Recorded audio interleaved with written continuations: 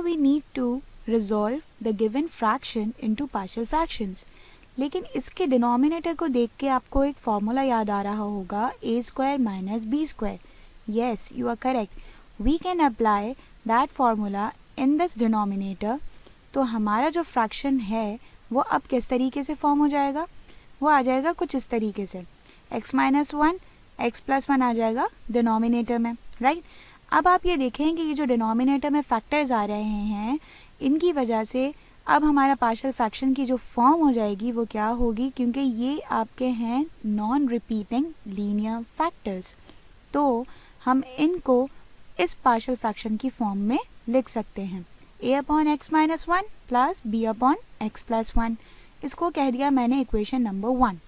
अब इस इक्वेशन को मुझे सॉल्व करना है to find the numerators of the partial fractions.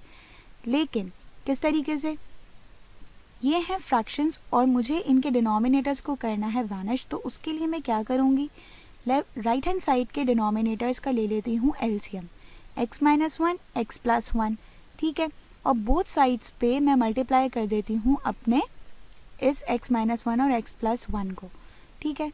जब मैं मल्टीप्लाई करूँगी बोथ साइड्स ऑफ इक्वेशन पे x minus one x plus one, तो मेरी इक्वेशन किस तरीके से फॉर्म हो जाएगी. Let's see the working behind it. मेरी इक्वेशन कुछ इस तरीके से है that 3x minus one upon here I am having x minus one into x plus one.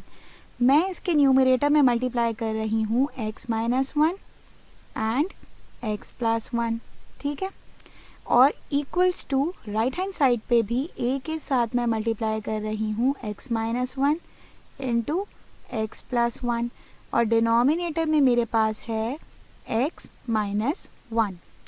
फिर मेरे पास दूसरा जो फ्रैक्शन बचा है b, उसके साथ भी मैं x माइनस वन और x प्लस वन लिखती हूँ, ठीक है.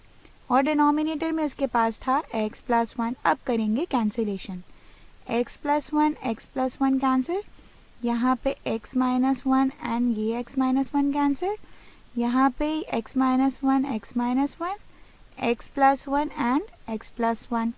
अब हमारे पास रिमेनिंग क्या रह गया, लेफ्ट हैंड साइड पे अगर आप देखें तो 3x minus one, right hand side पे a x plus one plus b x minus one.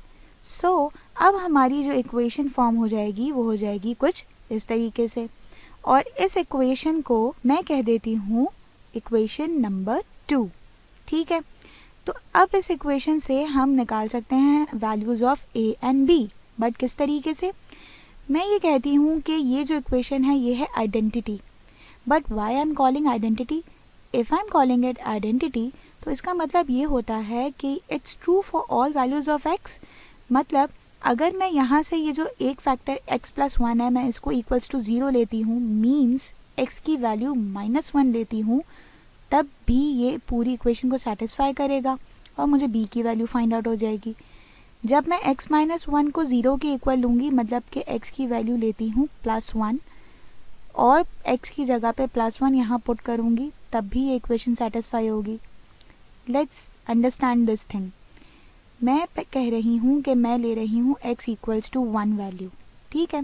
अब क्यों ले रही हूँ, मुझे कैसे पता चला कि x इक्वल्स टू वन ही लेना है, ज़ीरो या टू क्यों नहीं लेना, क्योंकि मैंने इन दोनों फैक्टर्स को one by one equals to zero लेना है.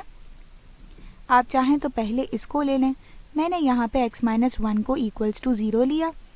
x minus one equals to zero means x की वैल्यू वन, वो पुट की मैंने अब इस इक्वेशन में, इक्वेशन नंबर 2 में. जब मैं यहाँ वन पुट करूँगी तो वन माइनस वन तो हो जाएगा zero, and zero multiply by b will give you zero. It means that आपकी इक्वेशन में बस a की वैल्यू फॉर्म हो जाएगी, राइट. x की जगह पे तो आ जाएगा वन, ठीक है. तो आपकी इक्वेशन अब किस तरीके से होगी, इक्वेशन हो जाएगी कुछ इस तरीके से, ठीक है. नाउ इसको करेंगे सिंप्लीफाई करेंगे ताकि हमें a की वैल्यू मिल जाए. Now 3 minus one 2 and this 2 will go down there to divide. देखें इस तरीके से 2 इज इक्वल्स टू 2a. अब a की वैल्यू आपको मालूम करनी है तो 2 डिवाइड हो जाएगा 2 से और आपके पास वैल्यू आ जाएगी 1. सो इट मीन्स दैट आपके पास जो पार्शियल फ्रैक्शंस आपने सपोज किए थे उसमें से एक पार्शियल फ्रैक्शन का न्यूमरेटर तो हमें पता लग गया, right. Now for the value of b, अब मैं इस x प्लस 1 को 0 के इक्वल लूँगी. इट मीन्स दैट x की वैल्यू लेती हूँ -1. ठीक है, x plus 1 equals to 0, then x equals to -1. सही. अब इस -1 को इस इक्वेशन नंबर 2 में पुट करेंगे. -1 प्लस 1 0 हो जाएगा, मतलब a तो हो जाएगा यहाँ ख़त्म. फिर b के साथ आ जाएगा -1 और यहाँ पे भी -1 पुट होगा. Let's check in the equation इस तरह से. ठीक है, अब इसको करेंगे सिंप्लीफाई ताकि हमें b की वैल्यू पता चल जाए. 3 into -1, then here -1 that will be -2. तो हमारी इक्वेशन हो जाएगी इस तरह से. इसको मज़ीद सिंप्लीफाई करते हैं to find the value of b, और वो आ जाएगी हमारे पास -4 है. ये -2 जब वहाँ जाके डिवाइड होगा तो माइनस साइन कैंसिल होगा, and 2 1 2, 2 2 4. It means that b की वैल्यू आ गई 2. अब मुझे दोनों न्यूमरेटर्स पता चल गए, दैट इज़ 1 एंड 2. ये दोनों न्यूमरेटर्स मैं पुट करूँगी इक्वेशन नंबर 1 में ताकि मुझे मेरे कंप्लीट पार्शियल फ्रैक्शंस पता लग जाए.